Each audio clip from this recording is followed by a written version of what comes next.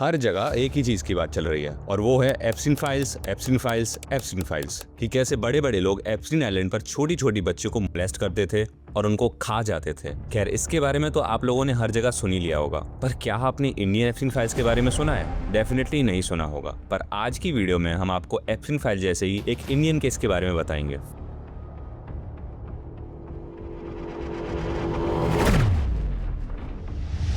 तो ये बात है 2005 की, नोएडा के निठारी नाम के गांव की। वहां पर अचानक से बच्चे और कुछ यंग लड़कियों के गायब होने की वारदात बढ़ने लग जाती हैं। उनके माँ बाप पुलिस स्टेशन कंप्लेंट करवाने जाते हैं, पर वो एरिया वर्कर क्लास का था और वहाँ के लोग गरीब थे, जिस वजह से पुलिस उनकी रिपोर्ट नहीं लिखती और पुलिस के द्वारा उनको ये कहकर वापस भेजा जाता था कि वो बच्चे कहीं भाग गए होंगे या इधर उधर घूम रहे होंगे। एक और कंप्लेंट ना लिखी जाने की वजह से बच्चों के पेरेंट्स को पुलिस स्टेशन के बार बार चक्कर काटने पड़ रहे थे और दूसरी ओर एक एक करके और बच्चे गायब होते जा रहे थे। पर इन बच्चों के गायब होने में एक अजीब सा पैटर्न सामने आ रहा था। जितने भी बच्चे गायब हो रहे थे वो नोएडा के सेक्टर 31 के आसपास ही गायब हुए थे। जैसे जैसे और बच्चे गायब होते रहे तो गांव वाले ये कहने लग गए कि लोकल अथॉरिटीज और पुलिस के द्वारा उन्हें इग्नोर किया जा रहा है। इसी बात के चलते गायब हुए बच्चों में से दो के पेरेंट्स, पहला झब्बू जिसकी 10 साल की बेटी ज्योति और दूसरा फैक्ट्री वर्कर पप्पू जिसकी 7 साल की बेटी रचना साल की शुरुआत में गायब हो गई थी।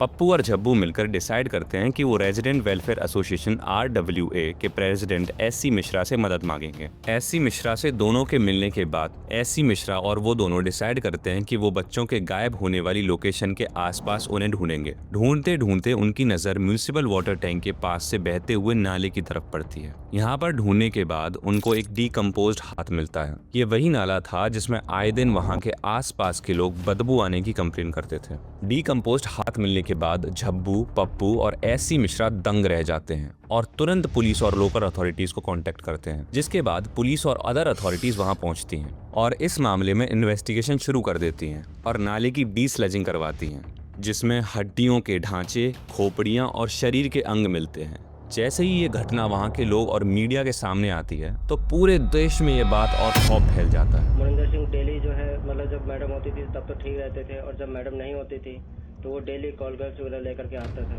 और ये जितनी भी लड़कियां आती थी मैं इनको खाना बनाता था, खिलाता था।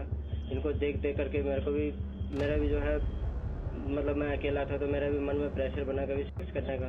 उसके बाद धीरे धीरे करके मतलब देखते देखते मतलब मेरे मन में गलत भावनाएं आने लग गई। गलत भावनाएं क्या आई मेरे मन में ऐसी आई जैसे मतलब मैं जैसे आते मतलब किसी को मारूं, काटूं, खाऊं, इस तरह की गलत भावनाएं मेरे मन में। इस खुलासे के बाद गायब हुए बच्चों के माँ बाप कहते हैं कि उनको बहुत समय से पुलिस के द्वारा अनदेखा किया जा रहा था, जिसके बाद कुछ पुलिस ऑफिसर्स और नोएडा SP सिटी ये बयान देते हैं कि विक्टिम्स के पेरेंट्स के द्वारा उन पर झूठे आरोप लगाए जा रहे हैं और जो बच्चे गायब हुए हैं उनकी गलत उम्र उनको बताई गई थी। वो बच्चे नहीं, अडल्ट थे जो अपने पेरेंट्स से लड़ाई के बाद अपना घर छोड़ गए थे। इस स्टेटमेंट के बाद विक्टिम्स के परिवार और लोग ये तक कहने लग गए थे कि पुलिस घूसखोर है और उन्होंने ये सब छुपाने के लिए पैसे खाए हैं और पुलिस बॉडीज को सबसे पहले ढूंढने का दावा कर रही है जो 2 विक्टिम्स के फादर्स ने ढूंढी थी। पुलिस अपनी फर्दर इन्वेस्टिगेशन जारी रखती है, नाले के आसपास के घर सीज कर देती है और मीडिया को उस एरिया के आसपास आने की परमिशन नहीं देती है। ये केस एक नेशनल मुद्दा बन जाता है, जिस वजह से सेंट्रल गवर्नमेंट कोशिश करती है इन सब अवशेषों के पीछे का कारण जानने की। हालांकि ये case inter state ramifications law and order के अंदर स्टेट का मैटर माना जा रहा था, लेकिन इतने बड़े हादसे की वजह से होम मिनिस्ट्री इसके बारे में डिटेल्स मांगने लग जाती है। दूसरी तरफ पुलिस लोकल से पूछताछ करके सस्पेक्ट्स ढूंढ रही होती है। इसी बीच पुलिस पायल नाम की लड़की का फोन ट्रैक कर लेती है। पायल की गुमशुदा होने की रिपोर्ट उसके परिवार ने 7 अक्टूबर 2006 में लिखाई थी।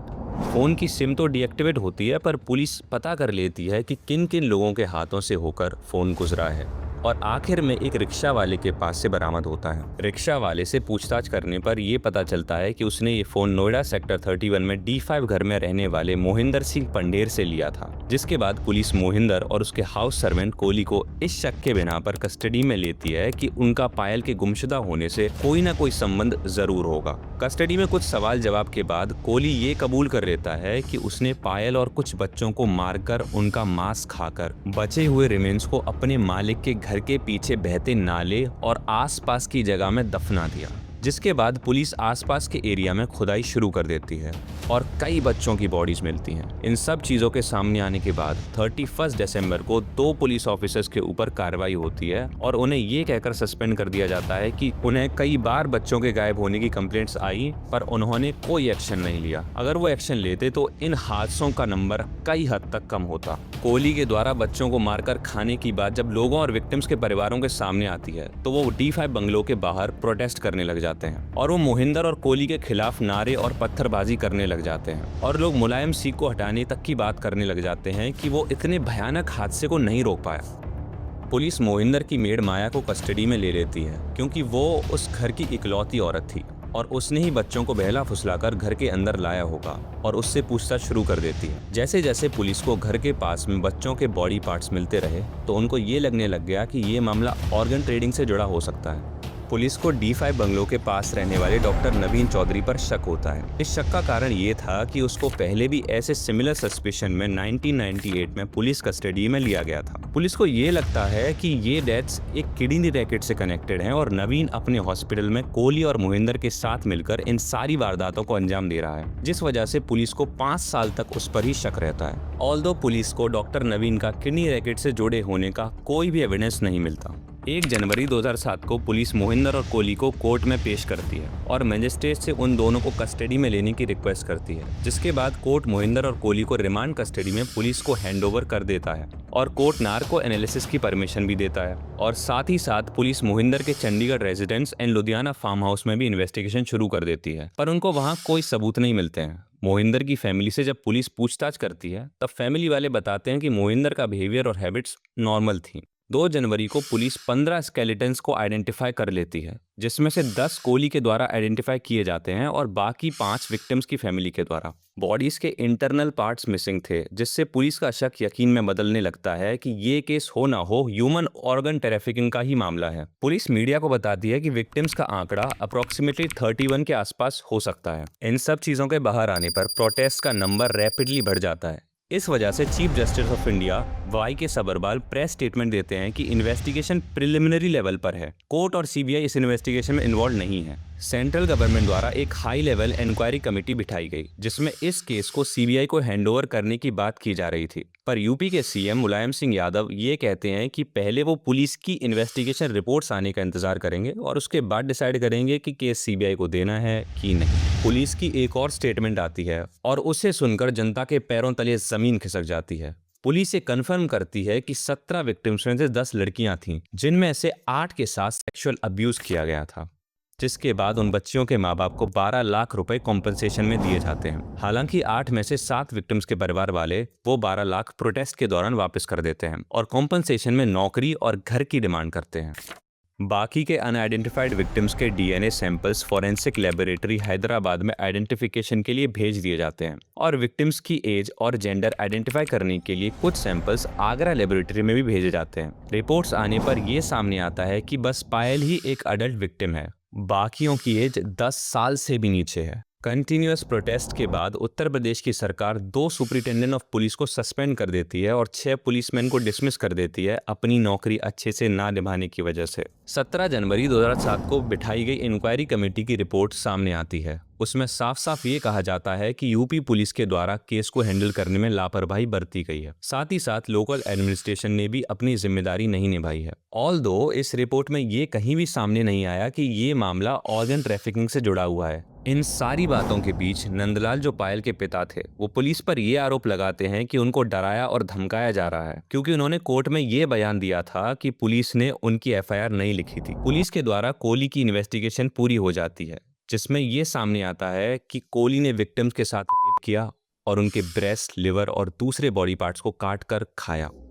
नार्को एनालिसिस की रिपोर्ट आने के बाद ये बात और ज़्यादा कंफर्म हो जाती है कि कोहली ने बच्चों को गला घोट के मारा था, उनके साथ रेप किया और फिर बॉडीज़ को अपने पर्सनल वॉशरूम में लेके गया, फिर उनके शरीर के अंग काटे और उनको खाया। नार्को एनालिसिस में ये भी सामने आया कि बॉडी पार्ट्स को इतने प्रिसीजन से काटा गया था कि किसी कसाई ने काटा हो। इतना सब सामने आने के बाद 11 जनवरी 2007 को ये केस सीबीआई को ट्रांसफर हो जाता है, पर सीबीआई दोनों कल्प्रिट्स को अपने मुंबई हेडक्वार्टर की जेल में 11 जनवरी की रात को केस हैंडओवर होने के एक रात पहले ही ले जाती है। सीबीआई बंगलों के बाहर के नाले को साफ कराती है, जहां से उन्हें 3 खोपड़ियां और शरीर के अंग और कुछ अदर ऑब्जेक्ट्स मिलते हैं जो विक्टिम्स के माने जाते हैं। बहुत सारी इंटेरोगेशंस के बाद कोहली को एक साइकोपैथ बताया जाता है जो मर्डर्स करता था, और ये भी पॉसिबिलिटीज बताई गई कि मोहिंदर का इस मामले में कोई हाथ नहीं है। जितने भी सबूत होते हैं इंक्लूडिंग शराब की बोतलें, गन, गोलियां, मोबाइल्स, फोटो एल्बम, खून की लगी ग्रिल, पुलिस के द्वारा सीबीआई को इन्वेस्टिगेशन के लिए हैंडओवर कर दी जाती हैं।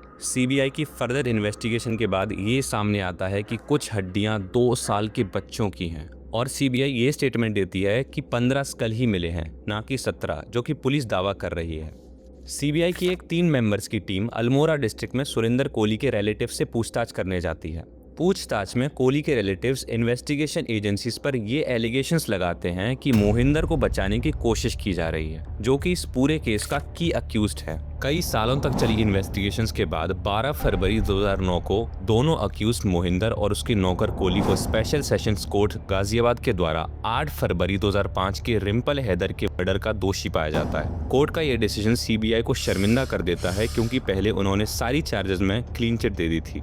दोनों कल्प्रिट्स को 13 फरवरी 2009 को डेथ सेंटेंस दे दी जाती है, और इस केस को रेयरेस्ट ऑफ रेयर नाम दे दिया जाता है। कोहली को 25 अक्टूबर 2006 में हुए आरती प्रसाद के मर्डर का दोषी पाया जाता है, और उसे 4 मई 2010 को दूसरी डेथ सेंटेंस दी जाती है। इसके बाद कोहली को 10 अप्रैल 2006 में हुए रचना लाल के मर्डर का दोषी पाया जाता है, और उसे 27 सितंबर 2010 को तीसरी डेथ सेंटेंस दे दी जाती है। फिर ऐसे ही जून 2006 के मर्डर ऑफ दीपाली के केस में चौथी डेथ सेंटेंस सुनाई जाती है, और लास्ट में 24 दिसंबर 2012 में कोहली को 4 जून 2005 में कविता के मर्डर में 5वीं सेंटेंस दी जाती है।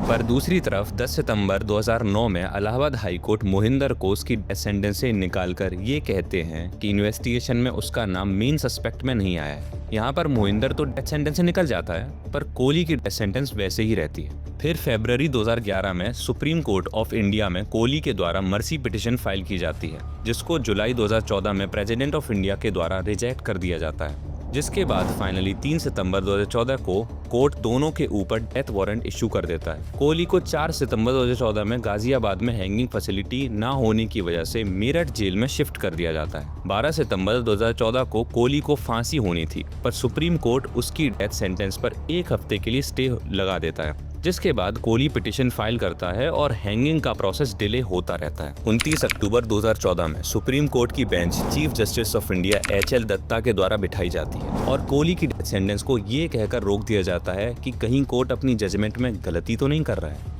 इसके बाद 28 जनवरी 2015 को एक हाई कोर्ट बेंच जो चीफ जस्टिस DY चंद्रचूड़ और जस्टिस PKS बघेल के द्वारा संचालित होती है, उसमें कोहली की डेथ सेंटेंस को डेथ सेंटेंस से लाइफ इम्प्रिजनमेंट में बदल दिया जाता है। फिर कुछ साल बाद 2019 में कोहली को 10वें मर्डर का दोषी पाया जाता है, और उसे फिर से एक और डेथ सेंटेंस दी जाती है।